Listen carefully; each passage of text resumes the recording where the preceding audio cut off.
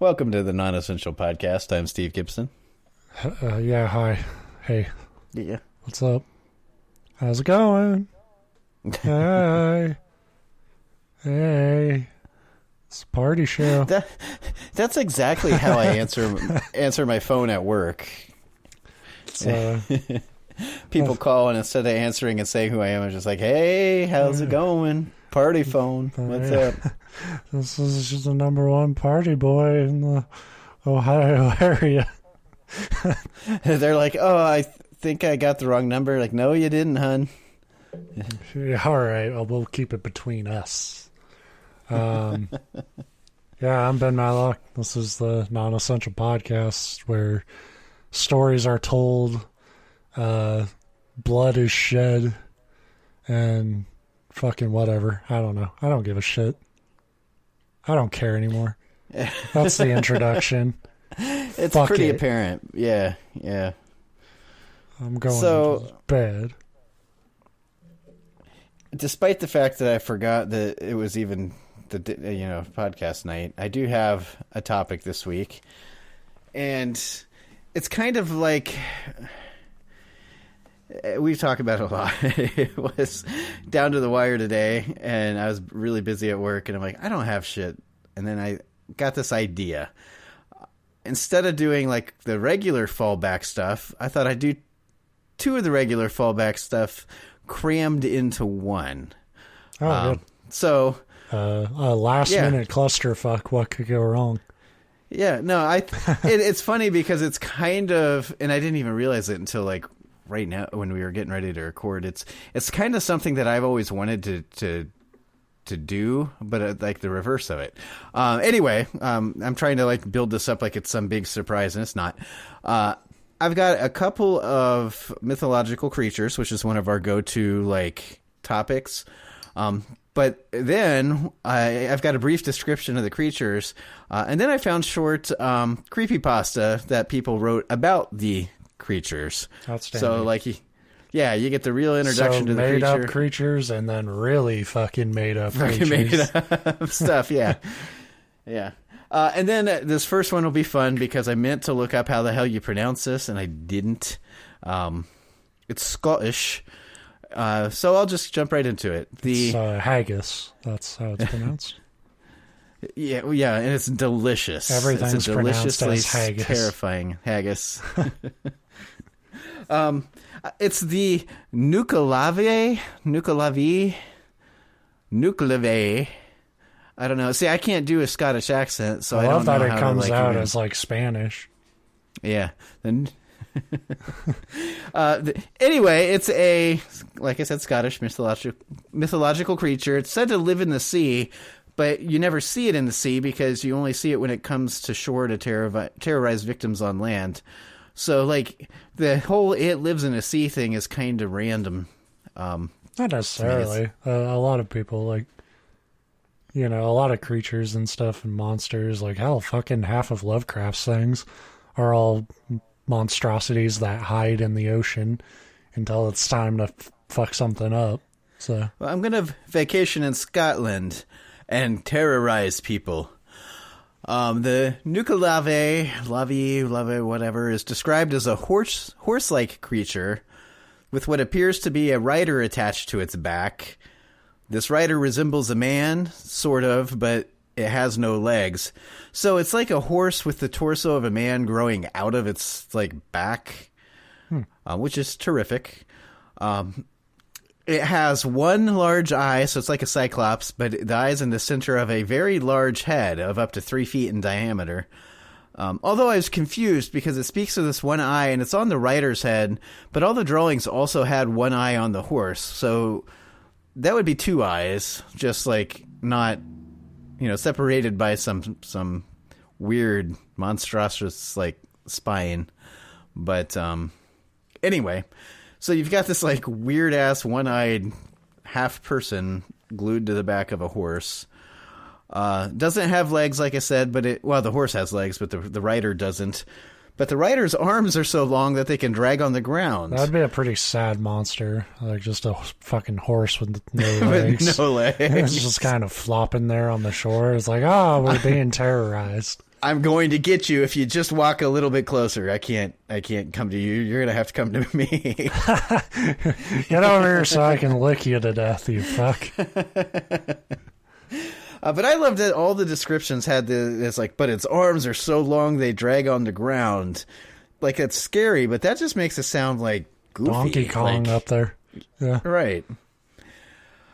The horse head part has a pig snout for some reason. What? And the entire creature has no skin. What if this monster was just Donkey Kong riding the rhino? Rhino? Yeah. Oh, God, what sort of abomination? It went by so fast. I think it was a one-eyed man on a horse with no skin. I don't know. His arms were fucking long, though, and it went bananas. I imagine, like, some drunk Scottish dude seeing Donkey Kong Country being played and being like, what the fuck? That's what was interesting to me, is we've covered a lot of mythological creatures, and to my knowledge, we've never specifically covered Scotland or Ireland, two countries where they're like just drunk out of their minds all the time, so they've got to have some really good fucking, like, mythological creatures. And that's not a stereotype, an unfair stereotype at all. They're all... The problem is, there's like, when you really dive in, they're all fucking impossible to pronounce. Yeah, that's the thing. It's like, we've got a great library of mythological creatures. Yeah. The first one's Nuckelavee. We don't even know how to pronounce it. Yeah. So this creature can breathe steam from its snout, and those caught in the steam will wither away and die. The breath can also stick in livestock and wilt crops. So basically, it's like the witch of Scotland. Like, it gets blamed for all the, like, the bad harvests and, like, plagues that, like, take out livestock, whatever. Being from the sea, though, of course, its one weakness is fresh water. So that's the Nuckelavee, or Levee, or Levi, or whatever. Nuckelavee, that's what I said. Nuckelavee, yes. So now I'll jump into the anonymously written Night of the Nuckelavee. This one was good. I almost cut this down to just one, but this one's so short, I was like, I think I can fit it in. It says, the darkness was as thick as fog that could... What? Oh, yeah. The darkness was as thick as fog that we're cold, rainy not night. Making through, too. Yeah, no. Well, here's the bad thing is I read through this whole one, and there's some doozies in here of just, like... Where you could tell they changed their mind halfway through a sentence, but didn't fix it. I'll go get a pillow. So the darkness was as thick as fog that cold, rainy night. I could hardly see my own two shoes. As I walked down the lonely trail, the rain continued to beat down on my shoulders. The wind howled through the trees, almost sounding like an old tune. And I like how it's always an old tune. It's not like... WAP or something. Whistling, tub thumping on repeat. On regular nights, the river stream gently swayed, and at those nights, I knew it was just the mischievous kelpies that lurk in the waters that were playing games. I loved how he threw that in. It's like, yeah, on the regular nights, the stream moved gently, and it couldn't be currents. It was the kelpies, of course, and we all know what those are. Yeah. You get kelpies in certain districts in Nevada. Fucking... But don't get caught with them, like, crossing state lines. That's, yeah. That night, however, the water was dead silent. It was almost too quiet. Not a cliche line at all. I was starting to get scared because I had heard if the kelpies are quiet, an evil presence is near. Before I could breathe another... Oh, this was my favorite line. I'm going to, like, pronounce the punctuation. Before I could breathe, another breath, a loud noise came from the river. I knew it wasn't the kelpies making that sound. And there's just so much about kelpies in this story for a story that's not about kelpies. I started to walk faster. The hairs on the back of my neck stood up on end when I heard steps coming from behind me. Then I started to shiver when I heard heavy breathing from the back of me. I tried not to look behind me, but I started to turn my head in that direction. Curiosity got the best of me that night. I just couldn't stop myself from looking. Which is funny, because if you hear something like big coming up on you from behind, you probably should look. Like, he's about to get run over by a horse and carriage, and he's like, nope, not looking. I refuse to turn around. I soon regretted my decision. I felt sick as I gazed at the terror that stood in front of me. It was huge and abnormally skinny, almost like a skeleton. It had a half-horse part to it. The top part of it was a monstrous creature that looked like something from the undead. I could see and smell the salt water that was trickling from its body where it had just come from. The worst thing about the beast was it had no skin at all, and none on the horse part either. So I could see everything inside the beast, like every bone and every organ, and I could see its eerie black blood flowing through its veins. What if it did have skin? It was just kind of like a jellyfish where you can see everything inside. See through it, yeah. That's scary. It's really self-conscious of it too. So like, it's not mean until you're like, oh my God, you have no skin. And it's like, son of a bitch, I didn't think it was noticeable. I think that's a real test for any monster you try to create, is like, is this scarier than actual jellyfish? That should be the bar. Well, yeah. Imagine this creature, the same creature they described, but instead of like trotting up behind you like this big hulking brute, which is cliche and boring, there was just a whole school of them like floating silently through the sky at you. And like you could accidentally just walk into the middle of them. I don't know if that's scary. Like, to me, it's scarier when something that can't desperately wants to kill you. So like, I'm imagining just a jellyfish washed up on shore, and then it just sort of starts like slap crawling its way towards you. And it goes like, these are the types of nightmares I have. I don't get chased by fast things in nightmares usually. It's usually something that I should be able to escape, but for some reason the fucking thing can still keep pace with me no matter how slow it's going. You're like the extreme version of like the whole like Jason trope. Yeah, I think I told this story before, but I had like a nightmare when I was a kid, and I've had, I've talked about my fear of spiders on here plenty of times, but like I've had plenty of like giant spider nightmares, but the scariest spider nightmare I ever had was like a normal sized, kind of big, about the size of a quarter spider, was talking to me, which was already really bad. And then I moved, in the dream, I moved houses. I left the city to get away from this talking spider. And the dream ended where I saw the spider like bouncing towards me down the street like a dog that got left behind and found its way to you somehow. And that's how the dream ended. And you could just make out this really tiny spider coming your way. I love that's fear. My reoccurring dream when I was young, that was like that, because I think we all have those dreams where something like that, like you said, that shouldn't be able to catch you is like chasing you and you can't get away. And mine was a little like toy train, like on a track, and like bigger than like a model train, but like kind of between the size of like, I don't know, like a play school train and like but not as big as like the ones that you would ride around in at the mall. Like small enough that if it hit you, there shouldn't be anything like it like bounce off your foot and derail. But for some reason, like in the dream, it's just like, if this thing catches up to me, something really bad will happen. And that's hilarious to me because it's the same as like the movie thing where everybody's always running from a train down the track. It's like, just sidestep, like it's on a track.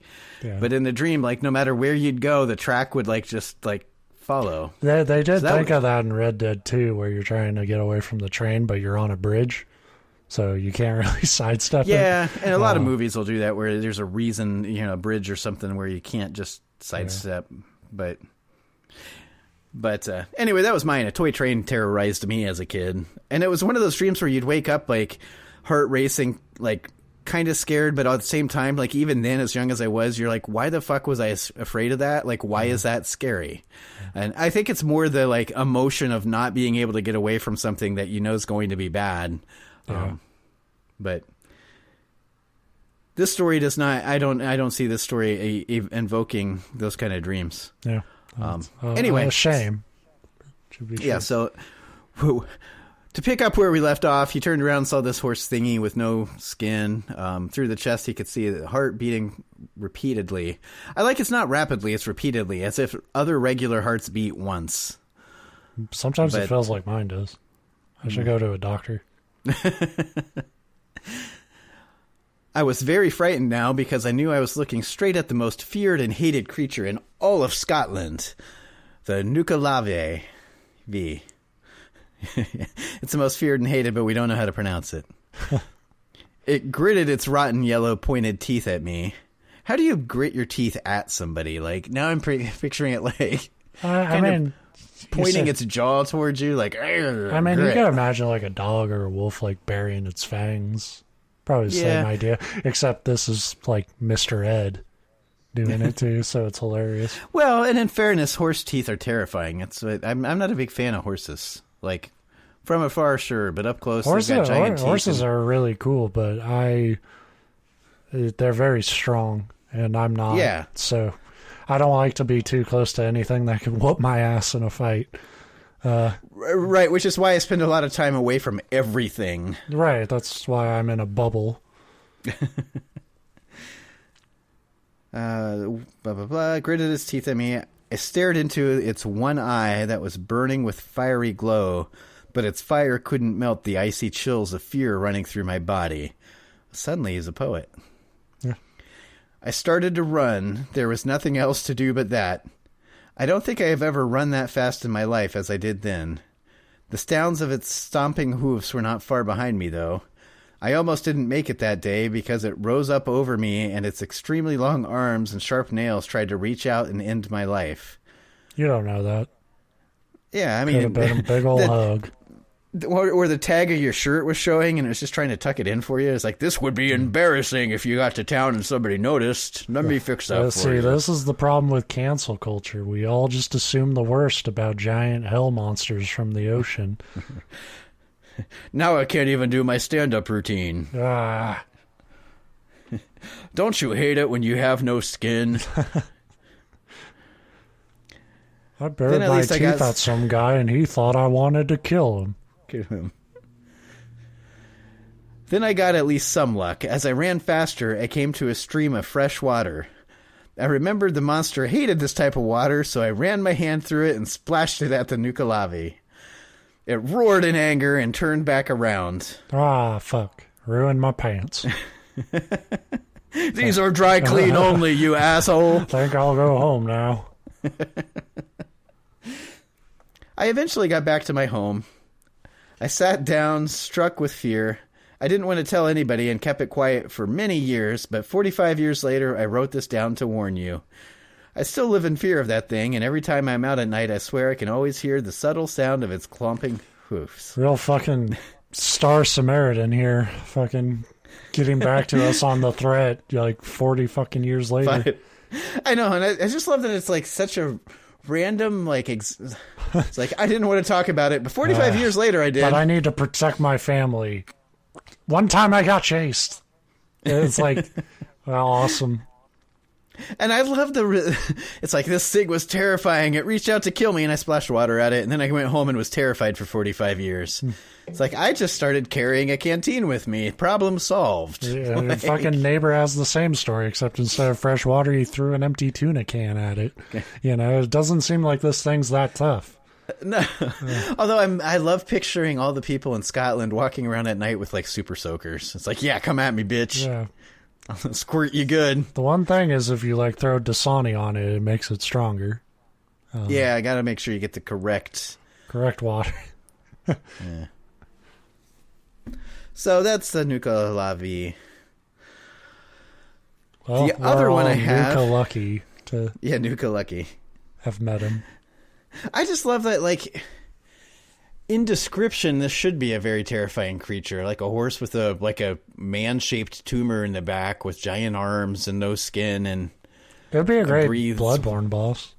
Yeah. Well, it kind of reminded me of there was one that was an optional boss, and I can't remember what it was called. I just remember you were in like a dead end in an alleyway. It was almost like a little courtyard in an alleyway, and this fucker like jumped down, of course, because every Souls like boss jumps down at you. I think that one was like beast? Half.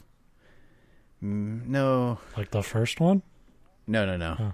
Although that's the funny thing is that description I just gave is about 50% of the bosses in Dark Souls. I want to say this was a turned hunter. Anyway, this is not a Bloodborne podcast, although it should be. But anyway, yeah, a very Bloodborne-esque like creature. So now we travel to a different part of the world in Brazil for the Curupira. Kurupira. This creature comes from Brazilian folklore, like I just said, and the name means covered in blisters. The creature resembles either a man or a dwarf with bright red hair. And I think you may have covered this one. I wasn't too worried about that since this is really about the creepypasta at the end, but it's often seen riding a collared peccary. And collared is the description. It's not wearing a collar, but a collared peccary looks kind of like a cross between a pig and a capybara, if you know what those are, like the giant gerbil fucking things. It's really kind of cute. So, like, you get this, like, red-haired, like, leprechaun dwarf thing riding a capybara. Oh, yeah, and the Kurupira's feet are backwards.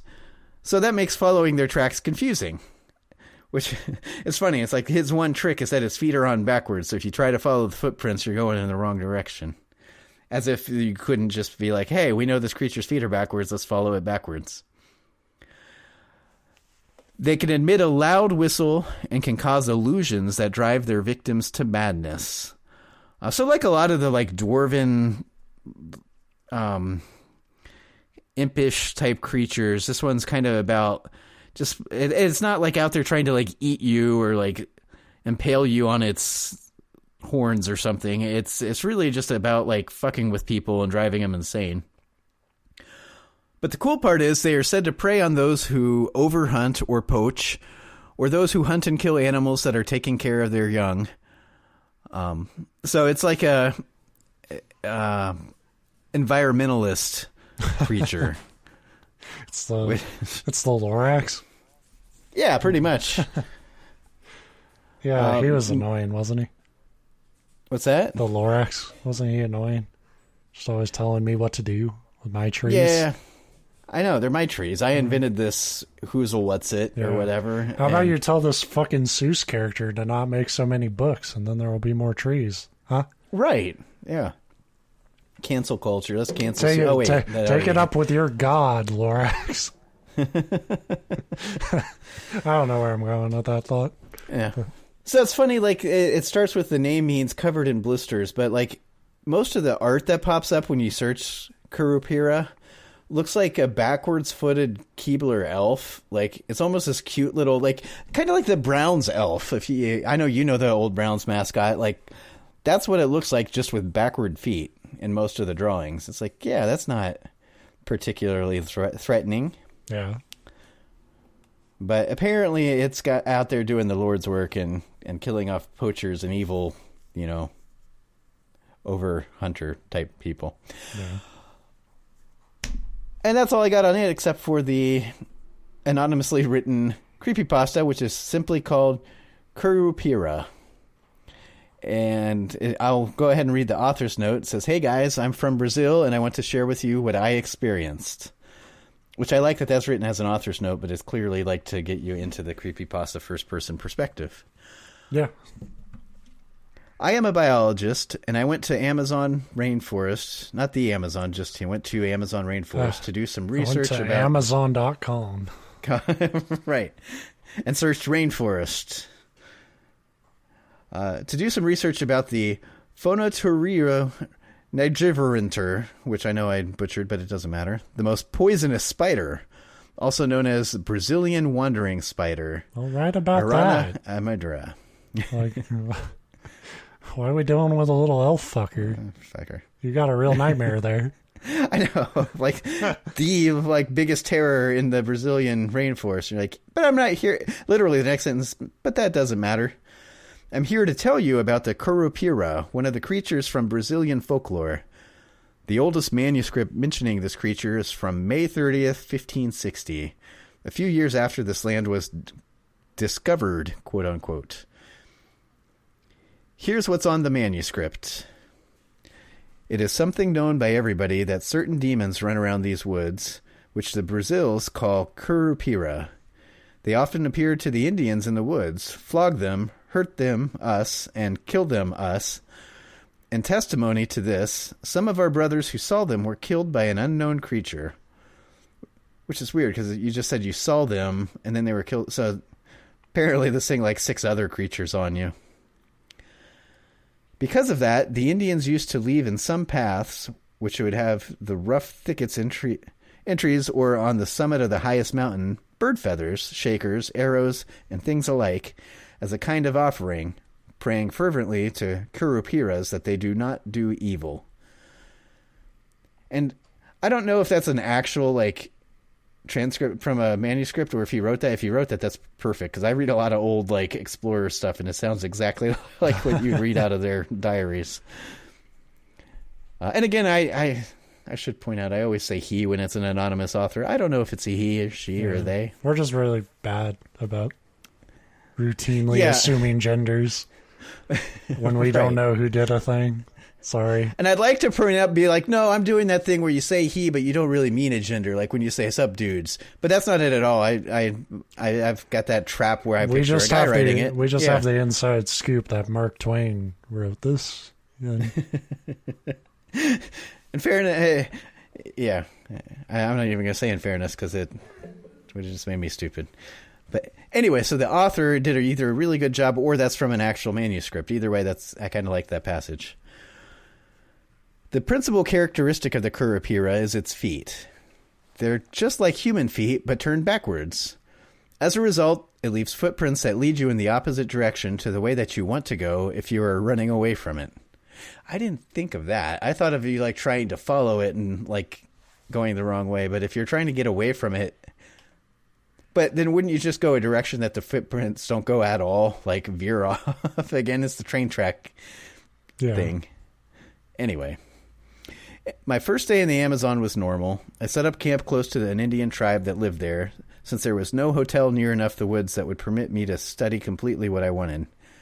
Besides, this was also an opportunity to learn about how they lived. I was just collecting some samples of cobwebs, plants, dirt, and the spider's poison. I like how he throws that in just nonchalantly, dirt, cobwebs, leaves, and spider poison. I went to talk with some of the little Indians about what they do over the day. They were amazing kids. They said that in the morning they all wake up early and enjoy the sunlight as much as possible. After that, they go fishing, hunting, and collecting fruits. The weird thing is that as soon as the sun was coming down, they lit a fire and ran to their huts, looking like they were afraid of something. Looking like $1 million. What's the fucking rainforest? It's terrifying in the daylight. It's extra terrifying at night. I don't blame them. Yeah. At first, I thought it was just because of the animals that lived in the forest, which would be a common sense assumption. I hardly could sleep at the first night. I had a strange feeling that something was around, watching, surrounding. I tried my best to ignore this feeling and even eventually forcing myself to sleep. The second day, I was woken by a scream coming from one of the huts. There were many Indians in front of the hut, all of them seeming scared about something. I asked some of them what had happened, and they said that one of the kids was missing, a little girl. Her mother was desperate because she had heard nothing during the night, and there's traces that something was dragged out of the hut. There was no trace of blood. At least that was a good thing.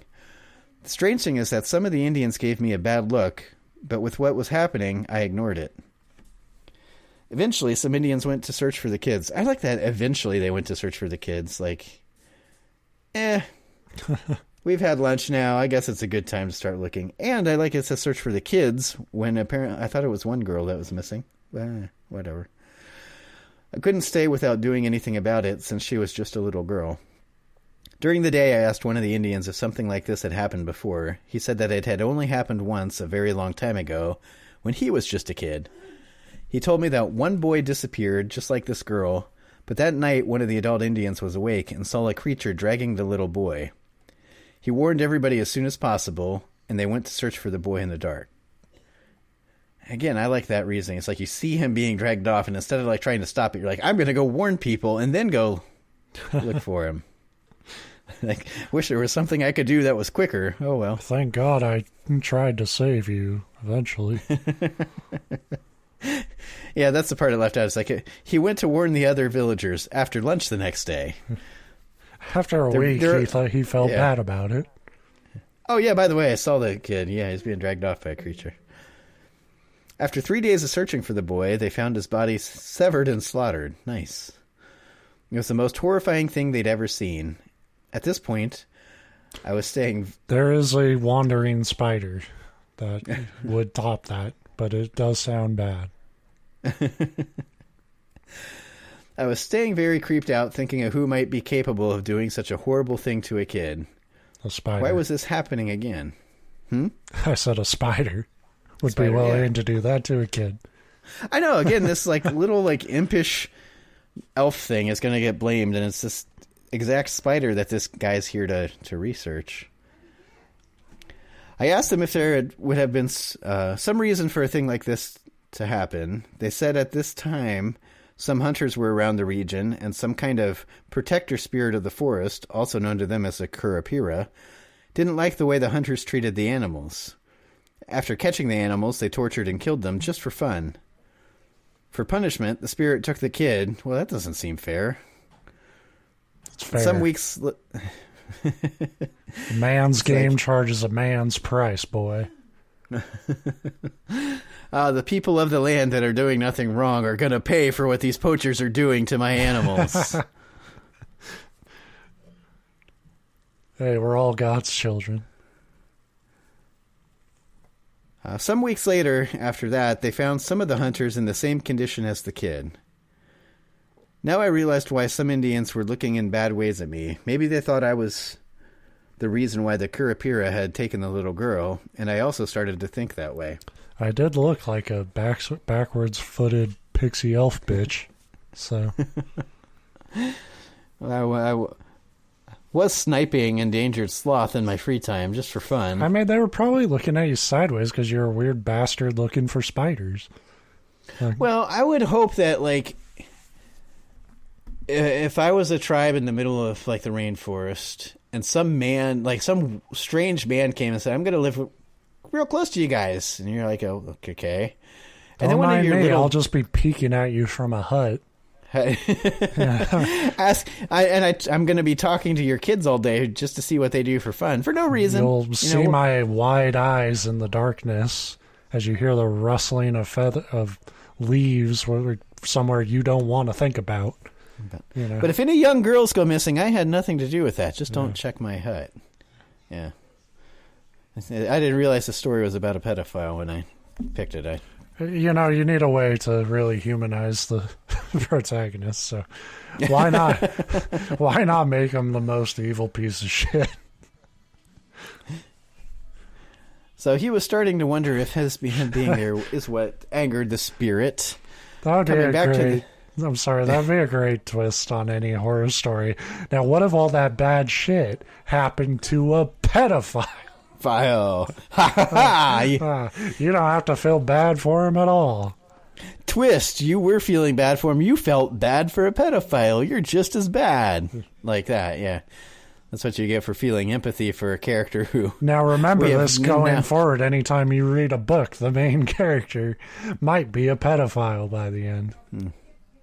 I read a lot of old books, like... So, yes. Written in the... some even the 1500s, but really like the 1800s, early 1900s. So there's a very good chance that... Not only were the characters, the authors were usually pedophiles. Exactly. Yeah. And most of them, you get to the end, and you're like, that story was kind of neat. And then the author's like, in summation, slavery is good. I hate other ethnicities. You're like, oh, shit. Yeah. But anyway. Coming back to the village, I decided to take my things and leave, seeing as if the Curupira didn't kill me, the Indians would. That doesn't seem fair either. Not that they would kill him, but that he would assume that they were going to kill him. Like, anyway. They're not like you, man. Right. I knew exactly how they were thinking because I was thinking the same thing. It's either me or them. So I sharpened my knife. Not long after packing my things and leaving the village, I got lost. Even though I had a map and a compass with me, I couldn't get out of the forest. The compass kept spinning with no reason.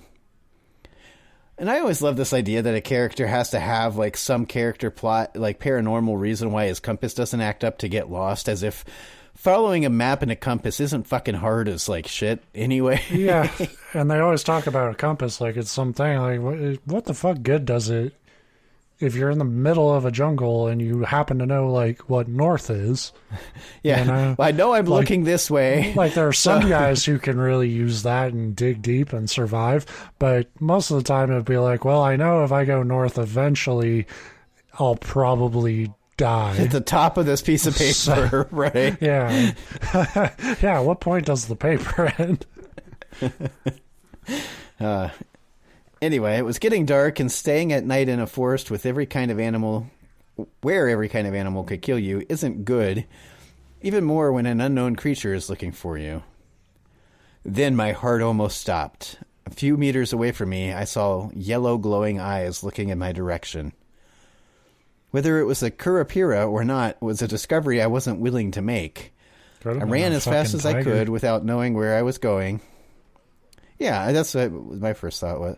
Although, are there tigers in Brazil? I don't think. No, you're right. That's well, fuck, who knows anymore? Guys like that's Escobar, true. Anything could be anywhere. Fucking anything. Right. It's a fucking polar bear. Yeah. Yeah, that's my first guess. In the Amazon, a fucking polar bear. So I stood up tall and put my arms out wide, like they say to do. Unfortunately, it was a boa constrictor, yeah, and he easily wrapped around me. Yeah, right. He just liked that. While I was running, I dropped my flashlight and it broke because that's what always happens. I panicked in the middle of buttfuck nowhere with something looking after me. And then it jumped in front of me, the most horrifying creature I've ever seen. It was almost impossible to describe.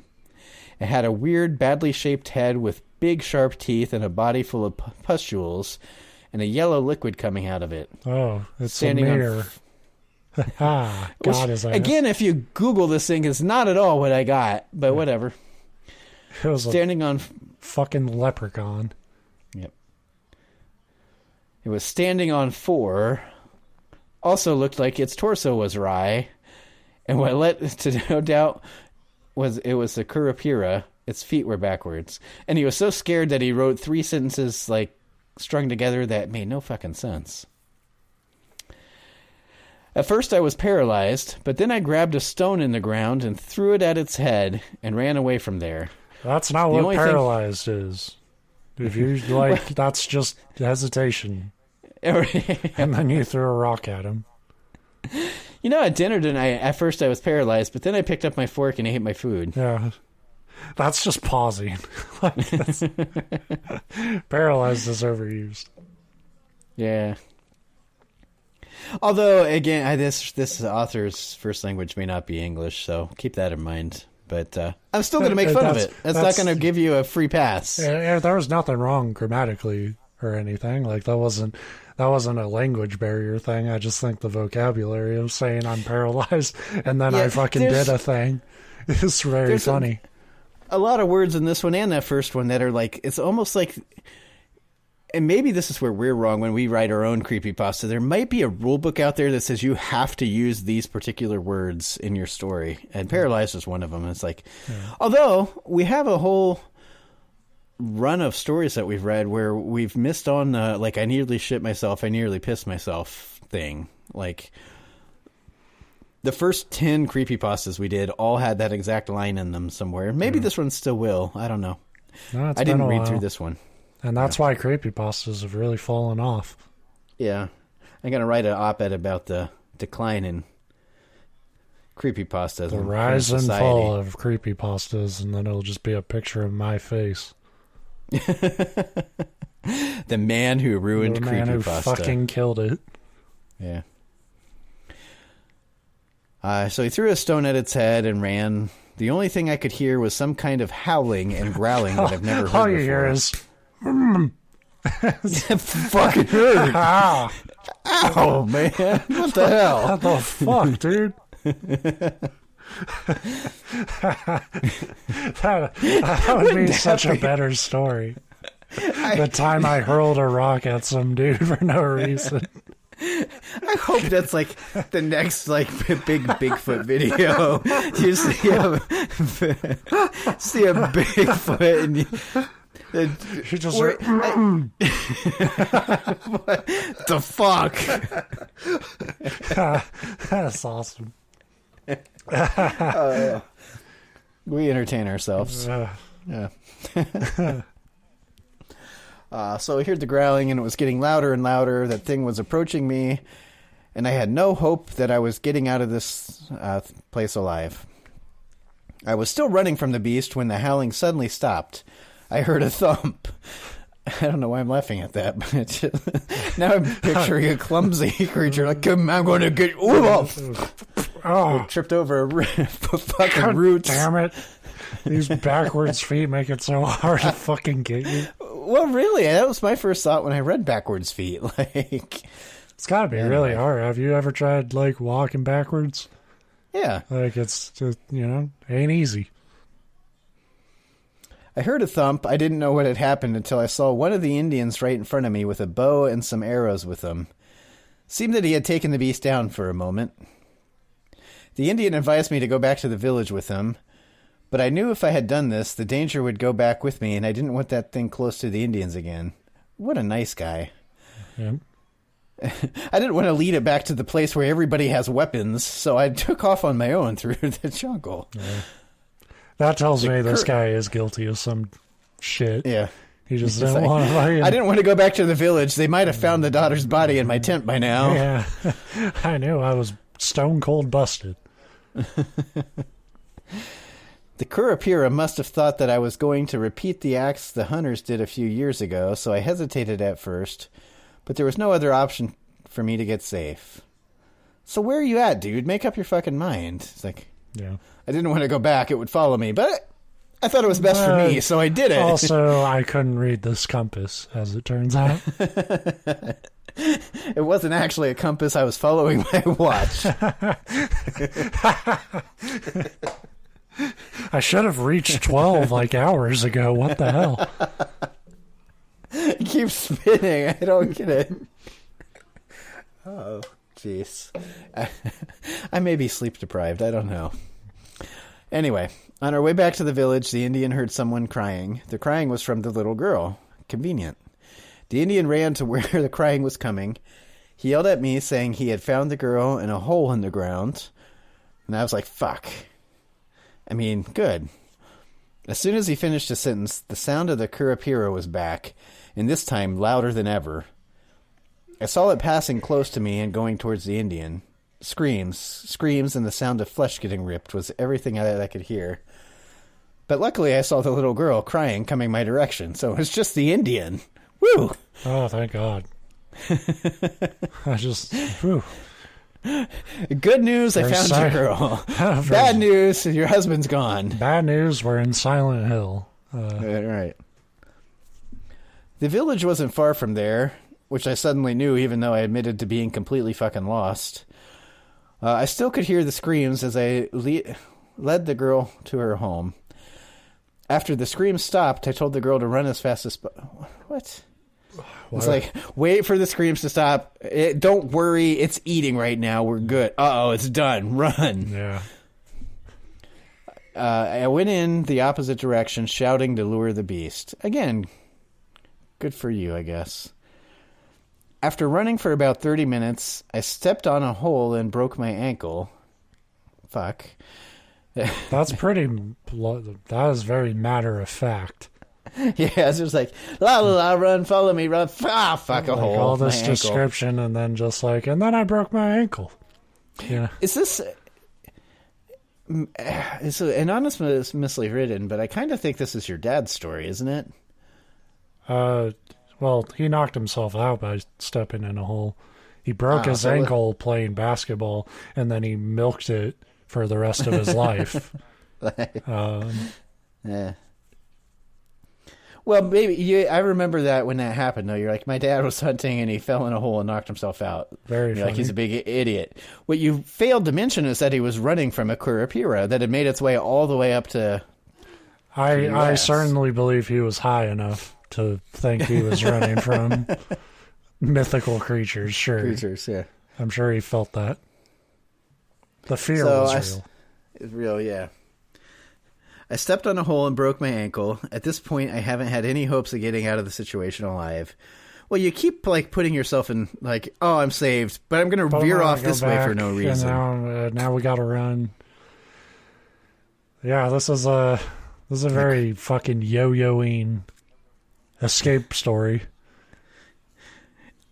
You know what? And I just got this idea too. The best armor for a Curupira is to just strap some endangered animals to you. Like alive, not their hides, but be like, ha, can't touch me, you'll hurt this thing. You don't want to be a hypocrite, do you?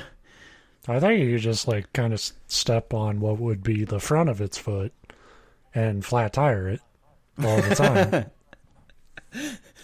We'll find out that its weakness is also fresh water. I lost all hopes of getting out alive, and the Curupira was very close. Then I noticed I had something in my pocket. Oh, it was the spider poison in a syringe that I had collected earlier.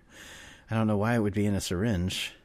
It's like I was going to try to shoot it up and see what... We fucking know why. Yeah, he's... Yeah. This dude's a fucking addict. I was studying strange substances in the jungle. I was in the Amazon getting ready to film Train Spotting 3. This next sentence you're going to have to do with what you please, because I don't get what he's going to saying here, but I'll read it. I barely could think in anything when jumped in me. I was trying to protect my head with my left arm. And when the beast bit my arm, I injected the poison on its neck. It did not produce a rapid effect, but the Curupira got slower and dizzy, and before it could rip my left arm off, I found a sharp rock and stabbed him in the head. Seems like you could have probably just started with the rock, but that's fine. Yeah, I thought the spider venoms were pretty cool. Actual, it's like tie it into the shit in the beginning, and then ultimately really I probably should just hit it with a rock. Yeah, it didn't do much, but I found a knife-shaped rock and I knifed it in the head. Yeah. When it fell to the ground, his body turned into smoke and slowly faded into the sky, which was a really convenient story to tell the villagers when I got back. I inhaled the smoke and got higher than I've ever been. This next sentence. As a biologist, all I wanted was a sample of the creature, but nothing was left but the rock. I love that he's got a broken ankle, he's in the middle of nowhere, he got bit in the arm by this creature that just ripped a man to shreds. But science. And he's like, I wish I could get a sample of that. The sun was rising when I finally found my way out of the forest. I reached a road and fainted. I woke up in a local hospital. The doctor said there was a car that was passing by the road, and when it ran me over, it backed up and picked me up. Oh. It backed up and did it again. And when I survived, they said, this tough bastard needs to go to the hospital.